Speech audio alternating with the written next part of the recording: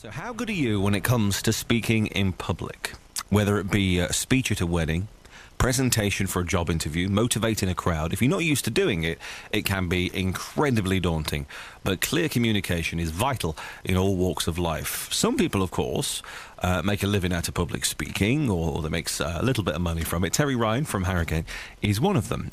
He's been recently crowned Public Speaker of the Year, spends a lot of his time coaching ordinary people like me and you how to speak well in front of a crowd. Good morning. Good morning to you, Russell. Excellent. So, we had a young guy come across recently, 16 years of age, intellectually very bright, physically very fit, wanted to join the army, and an officer training school told him that you'll have to do a lot of presentations. Right. And one of the things that terrified him more than joining the army and fighting was actually standing and doing some presentations in front of a group of people. He was more frightened of that than anything the military could throw at him. So why are we frightened of that? And it all begins rather gently, gentle coaching, just taking people along a step at a time. And maybe your first time you get up is just to talk a little bit about the easiest subject in the world, yourself. Yeah. And you do that for maybe 2 minutes. So it's a gradualist approach. But you find some people with so low confidence, don't you, that Yes. to even say, come and talk about yourself, they'll go, well, there's nothing interesting about me. And they'll all, that's a barrier already, isn't it? Well, Russell, I know people with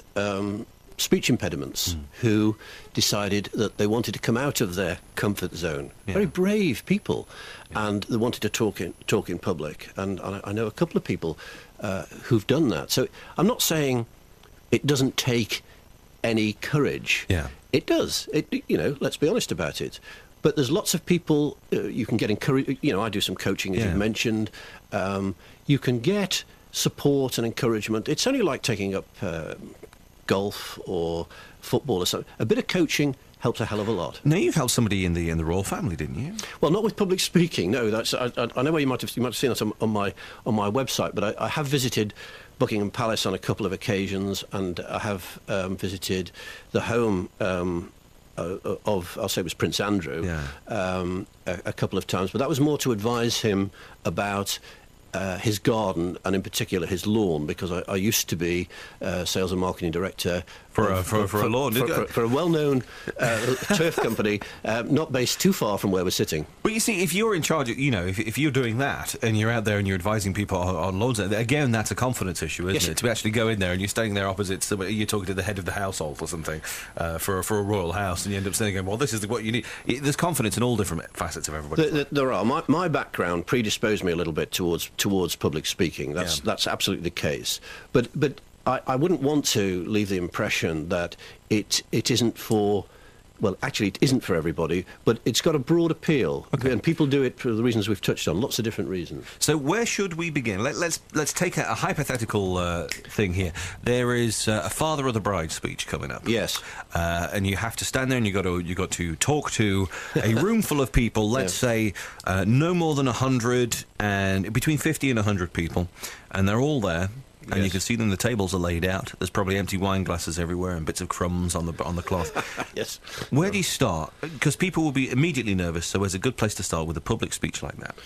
A good place to start is, well, not right there, not right then. Shouldn't be when they announce the father of the bride. You're in trouble. Absolutely right. So you start with rehearsals. As I've mentioned, you can join speakers' organisations to give you a little bit of confidence. They don't cost a lot of money. You can get some coaching from guys. You write it, and they say get the structure right. You need a good opening, good middle, and an end. And they say for roughly, there's a very famous speaker, far greater than me, who said that for every minute of public speaking, he needs to do an hour's work. And I can tell you with some of the assignments I've done, that's not far off the truth. So take it seriously, because in the situation you're describing, this is the bride's big day. You've spent a fortune, you've spent a lot of money getting to this point, and one of the main things they want to hear are those speeches. So getting it right takes a bit of time, bit of thought, bit of rehearsal, bit of practice. Figure out what anecdotes you want to get in there. Make sure they're clean. Yes. If they're not, then make them clean. Yes. And make sure you know how to get into the gag and out of the gag, what your punchline's going to be, and put the whole thing together and get away. That's okay. Yeah, I mean, all of that's good. All of that's good stuff. Remember, you're not a comedian. Exactly.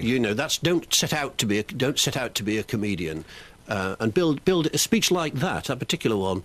That's a time to be sincere. That's a time to speak from the heart a little bit. I know, I've done it, and I've seen others do it. It's lovely to meet you. Thank you very much for coming in. Been a pleasure. And finding out some of it. That's Terry Ryan from Harrogate, recently crowned Public Speaker of the Year. Is what you were, yeah. That's absolutely true, yes. Excellent stuff. Well, congratulations on that. Lovely to meet you. It's BBC Radio York. It's a Monday morning. It's almost 10:20.